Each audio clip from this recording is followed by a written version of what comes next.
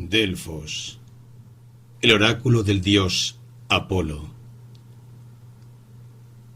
Ciudades, soberanos y simples particulares acudían al templo de Apolo, esperando que el oráculo del dios les aconsejara a la hora de tomar decisiones de importancia. Layo, suplicas una próspera descendencia. Te daré el hijo que deseas, pero está decretado que dejes la vida a sus manos. Así profetizó el oráculo de Delfos al padre de Edipo. El oráculo también advirtió a Edipo de que mataría a su padre y se casaría con su propia madre. Fueron vanos los intentos del padre e hijo por evitar que tales predicciones se cumplieran. Edipo mató a un hombre y se casó con su viuda, sin saber que se trataba de sus progenitores. Al conocer lo que había hecho, se sacó los ojos. Pero no todos los oráculos de Delfos fueron tan tremendos. Aparte de los ejemplos míticos o legendarios, de las más de 500 preguntas y respuestas délficas conservadas, solo se consideran históricas unas 55, y la mayoría responden a cuestiones políticas, bélicas o religiosas, por las que se interesaron las ciudades. En Delfos, lugar que los griegos consideraban el ombligo de la tierra, existía un templo del dios Apolo ya en el siglo VIII a.C., y desde entonces se estableció una red de peregrinaje que unía toda Grecia con ese lugar. Lo habitual era que las ciudades o polis enviasen delegaciones sagradas, teoría, que debían transmitir al oráculo preguntas sobre los asuntos públicos. Junto a los comisionados oficiales viajaban consultantes privados cuyas preguntas debían de diferir, lógicamente, de las que formulaba la ciudad. Seguramente se referían a la conveniencia de un matrimonio, a los hijos, a los riesgos de negocios y viajes. El hecho de acompañar a las embajadas permitía a estos consultantes particulares disfrutar de cierta seguridad, ya que la delegación al completo estaba bajo la protección divina y era inviolable. Ello resultaba muy conveniente cuando se tenía que realizar un viaje siempre difícil y peligroso, a veces muy largo, expuesto a ataques y al pillaje. Las delegaciones se mandaban coincidiendo con los momentos propicios para la adivinación, que en su origen se limitaban al 7º día del mes de Bisios, a mediados del invierno. En el aniversario de nacimiento de Apolo, posteriormente se ampliaron al día 7 de cada mes. Además, las ciudades podían mandar delegaciones regularmente con el beneplácito del santuario.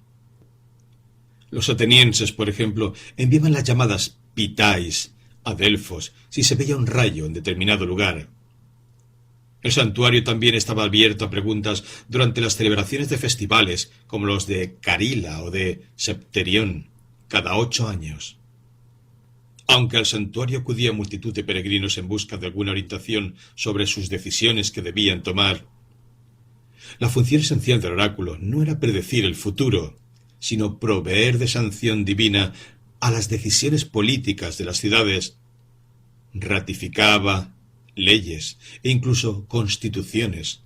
Aprobaba la fundación de nuevas ciudades y de colonias. Aconsejaba empresas bélicas o las censuraba. Aunque Delfos no intervenía directamente en la política de las ciudades, sus oráculos podían ser usados como arma política en caso necesario. La llegada al santuario. Cuando los peregrinos llegaban al pie del monte Parnaso, donde estaban la ciudad de Delfos y el recinto de Apolo, los recibía el próxenos, el embajador que cada polis tenía en el santuario y que atendía por igual a embajadores y a ciudadanos particulares. Hay que suponer que los días en que el recinto estaba abierto a consultas debió de concentrarse allí mucha gente y que las colas para entrar eran constantes, pero no todos tenían que esperar. Ciudades como Atenas o Esparta disfrutaban del privilegio de la promanteia, la prioridad de consulta, de la que se beneficiaban tanto sus emisarios como los ciudadanos privados que los acompañaban. Lo primero que encontraban los viajeros, a 1,5 kilómetros del recinto, era la zona conocida como Marmaria, por los mármoles de los edificios allí construidos. Entre ellos, el templo circular de Atenea Pronaia. Luego los peregrinos pasaban por la fuente Castalia, que brotaba entre las dos piedras fedríades, brillantes, y se purificaban con sus aguas. Acto seguido entraban en procesión por la vía sacra, ya en el interior del santuario propiamente dicho. Esta calzada ascendía por una pronunciada pendiente y estaba flanqueada por los tesoros de las más prominentes ciudades: Sición, Sifnos, Gnido, Tebas, Atenas, Corinto, Masalia. Los tesoros eran pequeños templos o capillas en los que se conservaban los exvotos y donaciones que los ciudadanos de una polis entregaban al santuario. Después, la vía llegaba al templo de Apolo, más arriba del cual se encontraban la palestra, el gimnasio, el estadio y el teatro. Este edificio, con capacidad para unos 5.000 espectadores, acogía los certámenes artísticos de los Juegos Píticos, que se celebraban en honor de Apolo e incluían competiciones atléticas y celebraciones religiosas. La consulta al oráculo. Frente al templo estaba el altar para los sacrificios.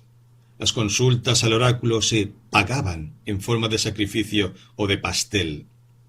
El propio templo vendía los animales que debían sacrificarse y las tartas sagradas, pélanos.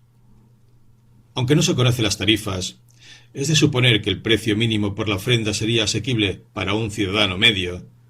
Y sin embargo, los más pudientes solían ofrecer, además de un sacrificio, presentes como estatuas, trípodes y otros exvotos. Lógicamente, las tasas en forma de sacrificios o tartas que había que comprar para acceder al oráculo debían de ser mucho más elevadas para las consultas cívicas que para las privadas. Poco sabemos de la organización en el interior del templo. Ahí se encontraba la sacerdotisa Pitia, por cuya boca hablaba Apolo, y el cuerpo de sacerdotes que la atendía y que se repartía las diferentes tareas. Aunque no se conocen con certeza las atribuciones de cada grupo, se cree que los hiéresis se encargarían de los sacrificios. Los profetai se ocuparían de ayudar a la Pitia e interpretar sus palabras, y los osioi se cuidarían del culto. El peregrino entraba en el templo a través del Cresmografeion, donde se guardaba el archivo del santuario con la lista de consultantes, sus preguntas y respuestas, así como la lista de vencedores en los Juegos Píticos. Probablemente allí formulaba su pregunta. Según la tradición, en la parte más recóndita del templo de Apolo había un lugar subterráneo, el Aditon, al que la Pitia descendía, con una corona y un bastón de laurel, cuando le llegaba el momento de entrar en éxtasis y comunicarse con la divinidad. Se cuenta que ahí masticaba laurel, bebía agua de la fuente Casotis y se sentaba en un gran trípode situado sobre una grieta natural del suelo de la que salían vapores. Al inhalarlos, la sacerdotisa entraba en un frenesí de delirio gracias al cual pronunciaba las palabras, quizás incomprensibles, que los sacerdotes del templo escuchaban y escribían, y que luego se entregaban al consultante. Pero el ritual de la consulta, tal como se ha descrito aquí, presenta un problema. Es tardío y se trata más bien de una elaboración esotérica de la realidad. Los relatos de diferentes historiadores griegos ofrecen una imagen muy distinta de cómo se desarrollaba. ¿Cuál era la verdad? Plutarco, que además de historiador y biógrafo fue sacerdote de Apolo en Delfos, no solo ignora el procedimiento descrito, sino que su narración es incompatible con el mismo. Este autor, que vivió a caballo de los siglos I y II después de Cristo, explica que el Aditon estaba abierto a los consultantes y no era una habitación secreta, y no dice nada sobre el frenesí o trance de la Pitia, ni sobre lo incoherente de sus palabras.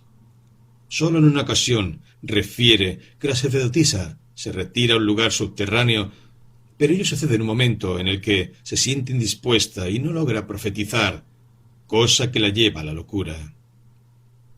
Por su parte, el historiador Heródoto, que vivió en el siglo V a.C., relata la entrada del dirigente espartano Licurgo en el recinto de la sacerdotisa y afirma que ella le hablaba directamente, sin esperar siquiera su pregunta, y de hecho le dicta la constitución espartana.